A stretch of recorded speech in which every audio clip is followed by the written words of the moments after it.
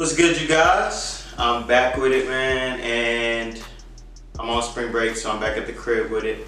But forget all that, man. Let's just dive right into the biggest trade in the NFL free agency so far between the Browns and the Giants. Yes, I am talking about Olivier Vernon and Kevin Zeitler. Nah, man, I'm just messing around. I'm talking about Odell Beckham going to Cleveland and the Giants in return getting a first-round pick, a third-round pick, and then safety Jabrill Peppers, who was also drafted in the first round last year. So essentially they got 2 first-round picks for Odell Beckham and a third, who normally in this league, third-round picks develop into starters, okay? So from the Giant front, I'm going to say don't overreact and say, oh man, we lost Odell. Because, I mean, yeah, it's a big loss. It's tough. It hurts. But at the same token, you did get more compensation than the Steelers. So, in my ballpark, you didn't just completely 1,000% lose. All right? You essentially, like I said, you essentially got 2 first-round picks because Jabrill Peppers was a first-round pick last year. And he fills a need of your team as you just let go of Landon Collins. So he can be a replacement. Not to say he'll be as good, but he is a replacement of the position. Now you have the 6th overall pick and the 17th overall pick in this upcoming draft. But I guess just the overall direction of your franchise is concerning me because I'm a fan of the other team in New York, and our rebuild looks like it's going pretty good. We just got Le'Veon, just signed CJ Mosley, so you know we're putting pieces in play to be better as the years go along. But the Giants, I don't get it, man. I guess I would rate you guys this trade as a D.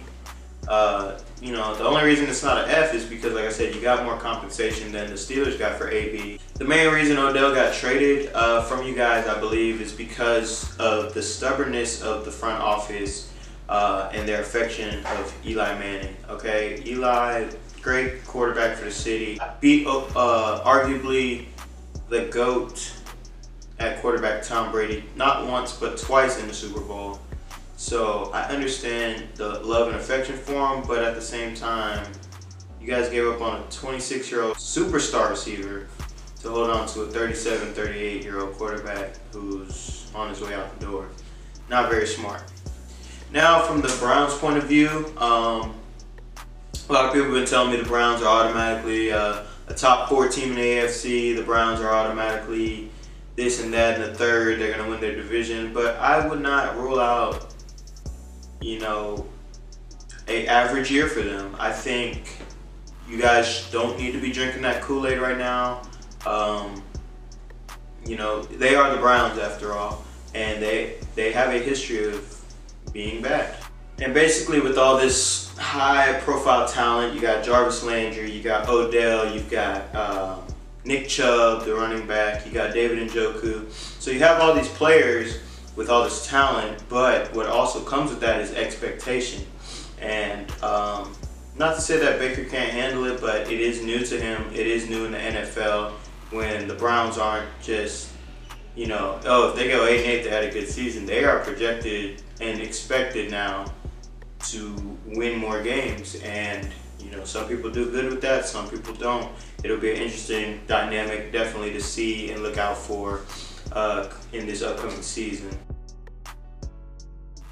Enough of me getting on them. What did they truly get in Odell Beckham? They got a superstar wide receiver. You're pairing him up with his best friend Jarvis Landry. LSU teammates reunited, you know what I'm saying? They're definitely going to be a nightmare for defensive coordinators across the league. They are explosive, they have great hands, they run great routes. And now as Jarvis Landry as a number 2 receiver, you know, that's nasty. So it will be interesting to see just how explosive they can get. And it'll be fun to watch for sure. And one more concern I have for them though, however, like I said, with the expectations, that's one thing when you acquire all this talent. Another thing is when talent gets unhappy when they're not receiving the same amount of attention they received when they were alone. For example, Jarvis Landry last year was the #1 for the Browns, undisputable. Odell Beckham, #1 for the Giants last year, undisputable.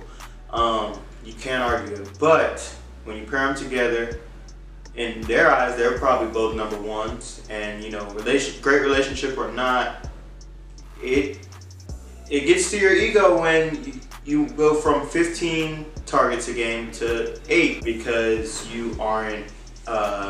You're in the game plan of the other team, and they're trying to take you away.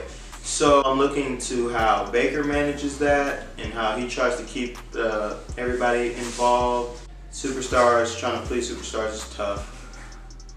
It's going to be tough to see how Odell and Jarvis deal with it, but you know, I'm wishing them all the best. I think the Browns clearly won the trade, hands down.